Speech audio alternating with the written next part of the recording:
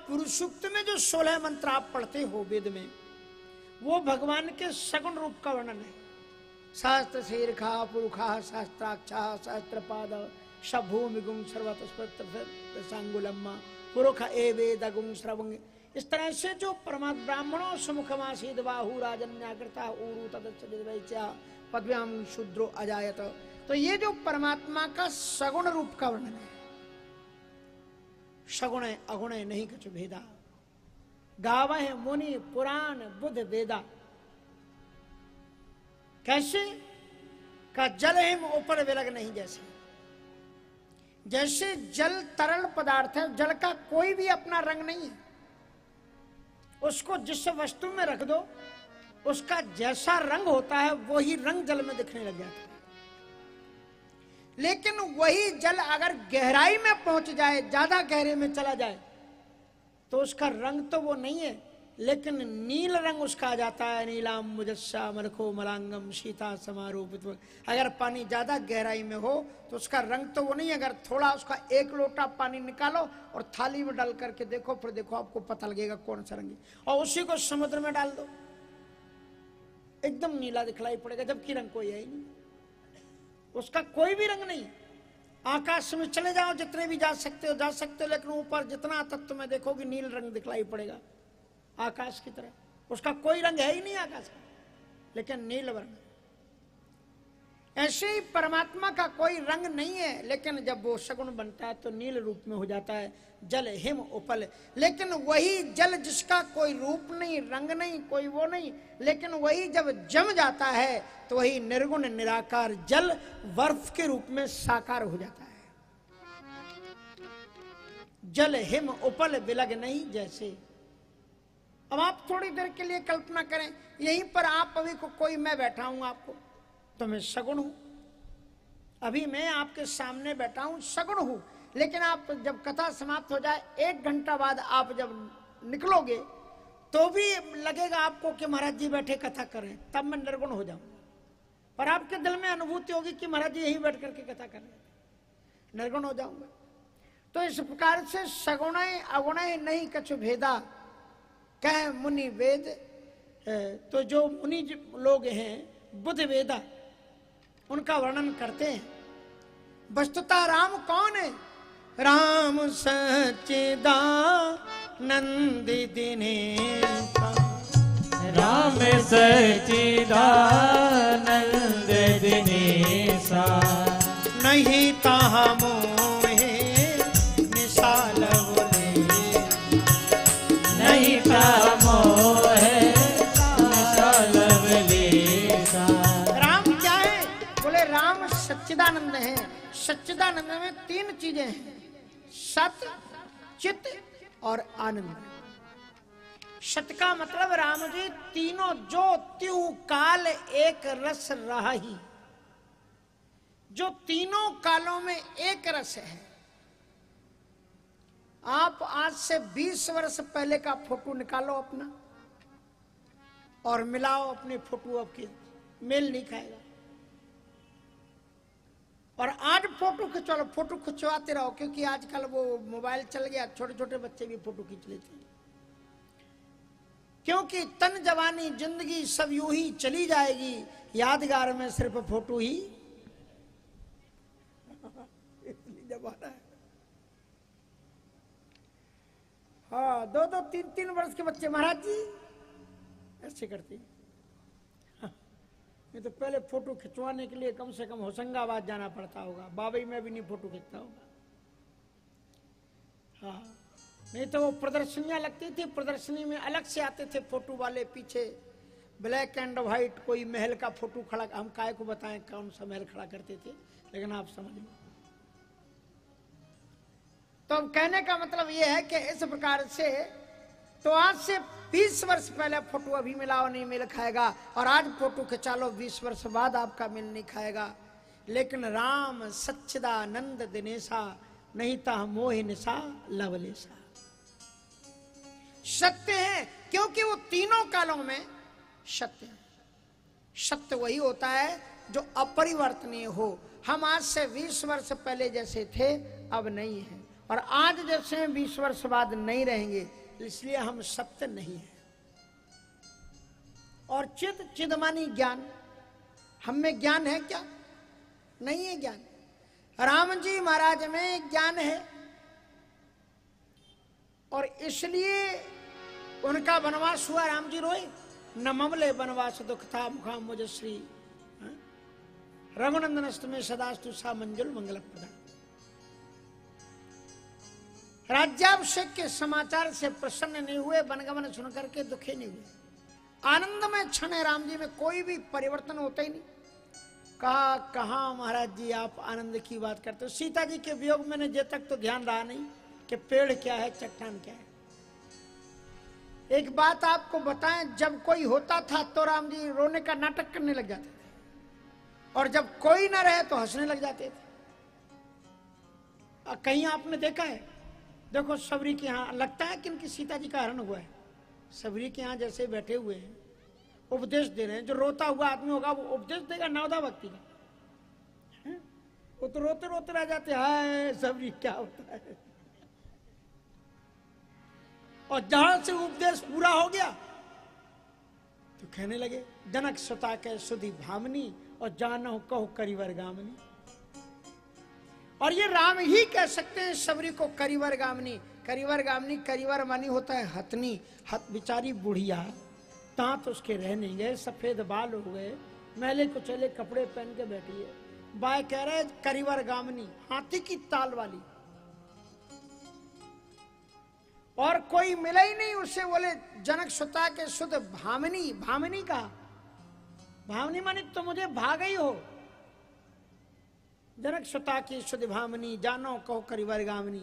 इसका मतलब यह है कि भगवान तुम्हें, तुम्हारे शरीर के ऊपर जो आयुओं का प्रवेश होता है, जब बाल्यावस्था, युवावस्था, बुढ़ापावस्था, भगवान राम उस अवस्था को नहीं देखते। भगवान तुम्हारी आत्मा की स्थिति को देखते हैं। शरीर तुम्हारा बूढ़ा है कि क्या है। इसलिए श्रीमद् भागवत में भक्ति महारानी को तरुण बताया गया है। राम सच्चिदानंद निशा नहीं था मोहे निशा, तो सत्य चित ज्ञान स्वरूप है।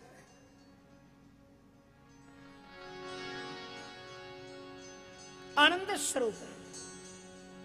कबहू जोग वियोग न जाके देखा, प्रकट विरह दुख ताके। इसलिए उन्हीं राम जी के सामने उनको जब रोते हुए देखा तो नारद जी महाराज आ गए। तो राम सच्चिदानंद दिनेशा, ये राम जी कैसे हैं? कहा ये वही ब्रह्म है। बिनु पग चले सुने बिनु काना, कर बिनु कर मुख विधिना। बिनु पग चले सुने बिनु गाना, कर बिनु कर्म करे विधिना।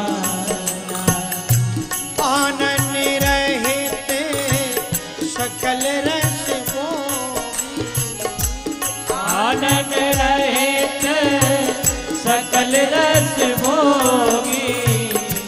बिनु बानी बाबड़ जो, बिनु बानी भगता जोगी। पनु बिनु परस नयन बिनु देखा, बिनु परस नयन बिनु देखा। ग्रहाय ज्ञान भाषे अते, गृहाय ज्ञान बिनु बासे अशेषा। अस सब भांति अलौकिक करे, अस सब भांति अलौकिक करे। अस सब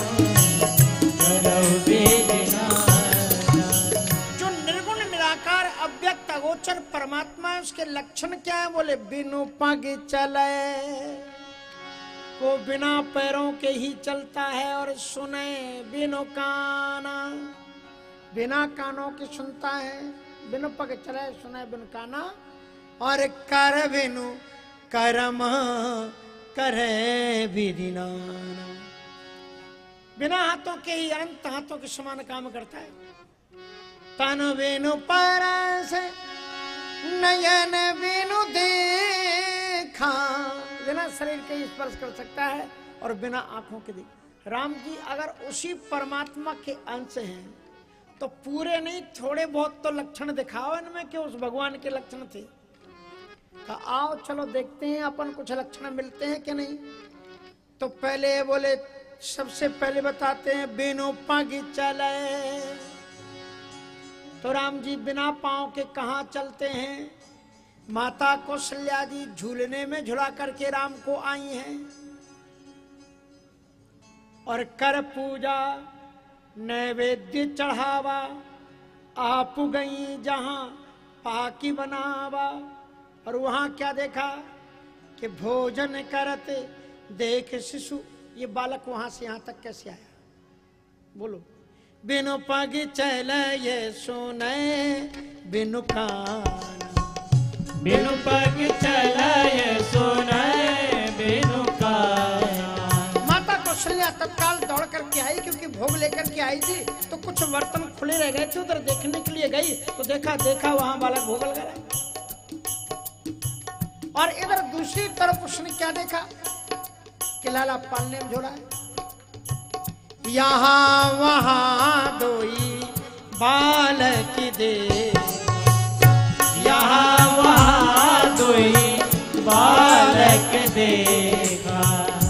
मति भ्रम मोरे आने दिसे, मति भ्रम मोरे की आने दिसे।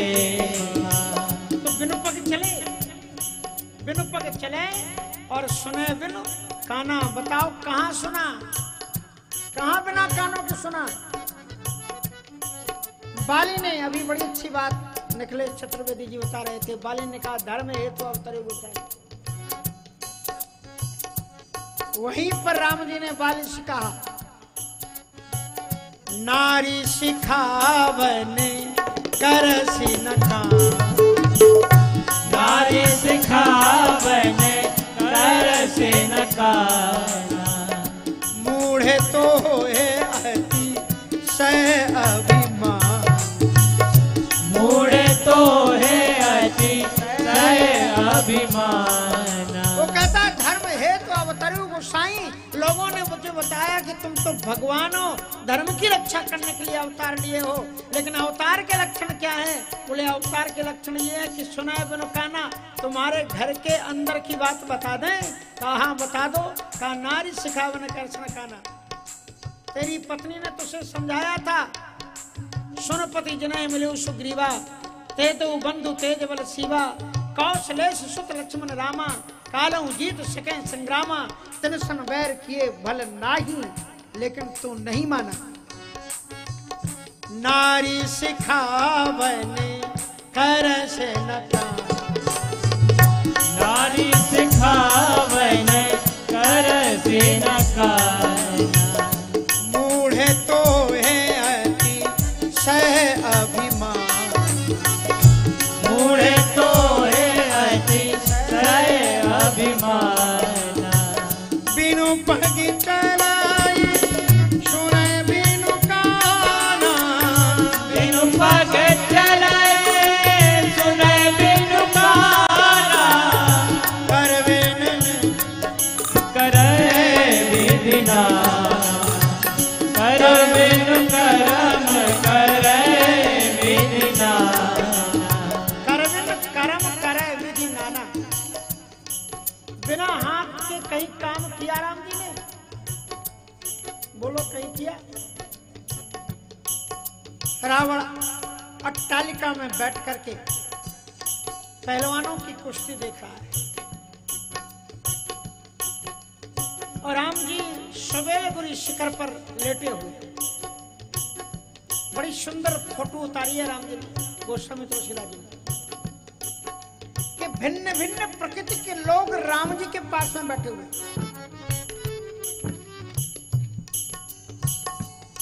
विभीषण की गोद में सिर रखा है,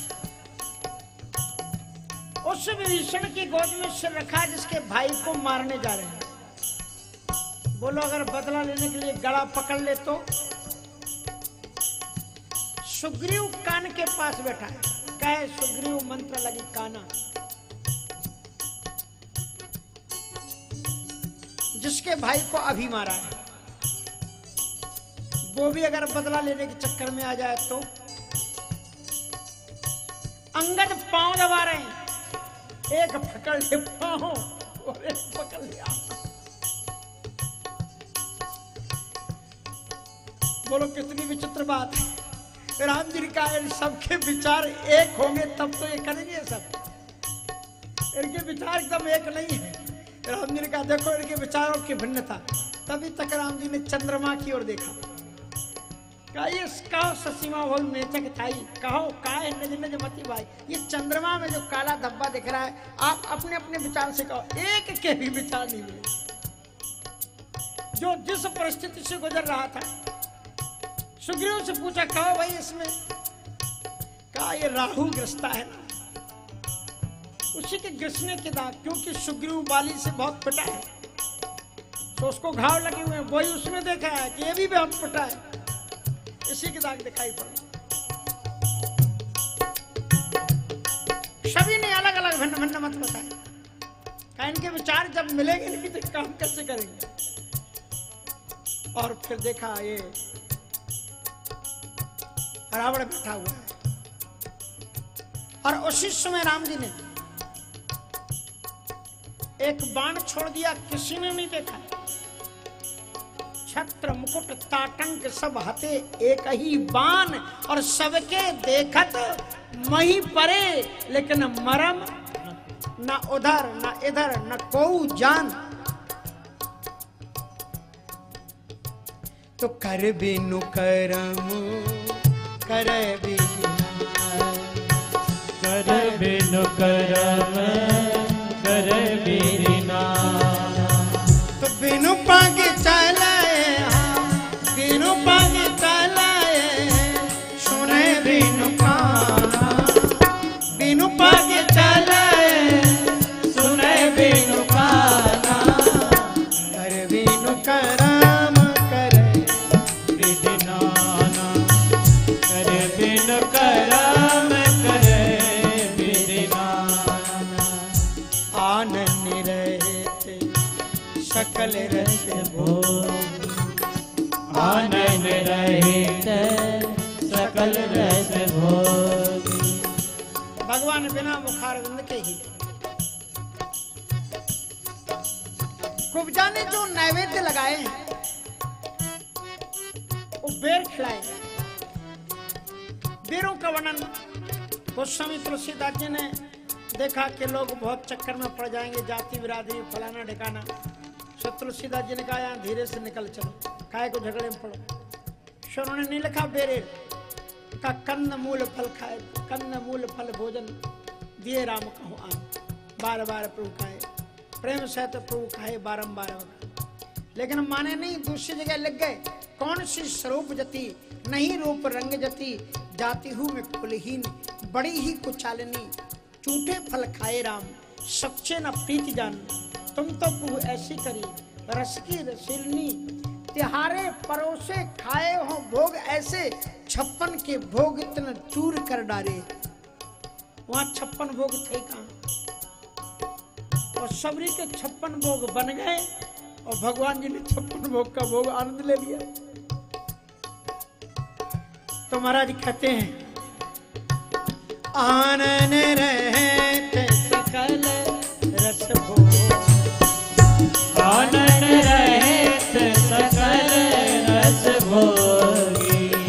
बिनु बानी बचता बड़ जो, बिनु बानी बचता बड़ जोगी। बिनु बानी बचता बड़ जो,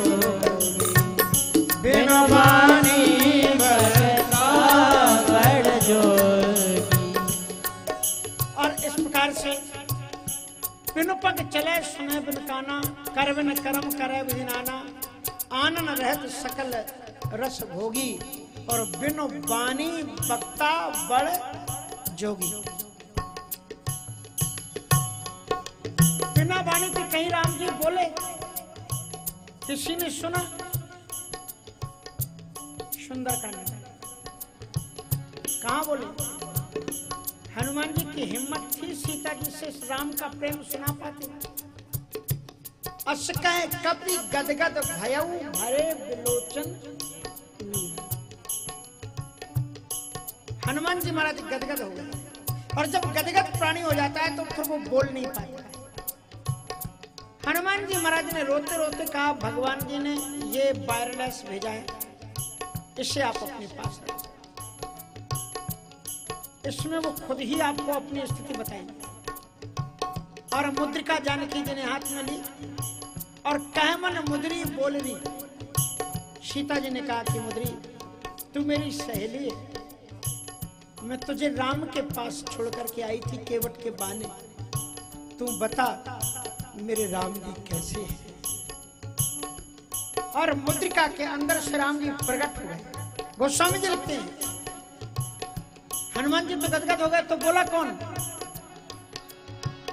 कहिऊ राम वियोगी तब से, कहिऊ राम वियोगे तब सीता, मोह कहूँ सकल भय विपरीत, मोह कहूँ सकल भय विपरीता, नौ तरु किसे मनहु कृषानु, नवतरु किसले मनहु कृषानु, काले निशासम निशि शशधानु, काले निशासम निशि शशधानु, तत्व प्रेम करे मम अरु तोरा, तत्व प्रेम करे मम अरु तोरा, जानती प्रिया एक मन मोरा, जानत पिया एक मन मोरा, सोमन सदा रहत तो ही पाही, सो मन सदा रहत कोई पाई, जान प्रीति रस इतनी जान प्रीत रस इतने नाही, कोविलय बीतने बन सरीसा, कोवलय बेटने कुंत बन सरीसा, पार थपत तेल जनवरीता, बारे तपत तेल जनवरीता, जय हित रहे करत दई पीरा, देख रहे करत तेई पीरा, उरग स्वास समुद्र विधि समीरा, उरग श्वास समुद्र वेद समीरा, कहियऊ ते कछु दुख घट होई, कयऊ ते कछु दुख घट होई, आहे कहो ये जाने न कोई, काहे कहो ये जाने न कोई, तत्तु प्रेम कर मम अरु तोरा, तत्व प्रेम कर मम अरु तोरा, जानती प्रिया एक मन मोरा, जानत पिया एक मन मोरा, what is the reality in our love? I don't know only. No one can explain it. दूसरा कौन बता सकता है? ये जो 7 पंक्तियां राम जी ने कही हैं, इसमें साफ साफ कह दिया है, जानत प्रिया ओनली आई नो, केवल मैं जानता हूं, और दूसरा कोई जान नहीं सकता। राम जी ने कहा था कि हनुमान जी से कहे पहले विरह वेग तुम्हें आयु। हनुमान जी रोने लगे, प्रभु जी मैंने बल देखा है आपका, सप्त ताल रघुवीर सुग्रीव दिखाए, बिन प्रयास रघुवीर ढाए। मैंने आपका बल देखा है जिससे बाली ने 6 माह रावण को कांख में दावा, आपने एक बाण में उसे धराशायी कर। मैं बल का वर्णन कर सकता हूं, लेकिन विरह आई कांट से मैं उसका वर्णन नहीं कर सकता। और मेरा वायरलेस ले जाओ, तुम्हारे बस का काम है भी नहीं। और इसलिए बिनु बानी बखता बड़ जो, बिनु बानी बखता बड़ जोगी। तन बिनु परस नयन बिनु देखा, तन बिनु परस नयन बिनु देखा। ग्रहाई घान बिनु बाँसे सेखा, ग्रहाई घान बिनु बाँसे सेखा।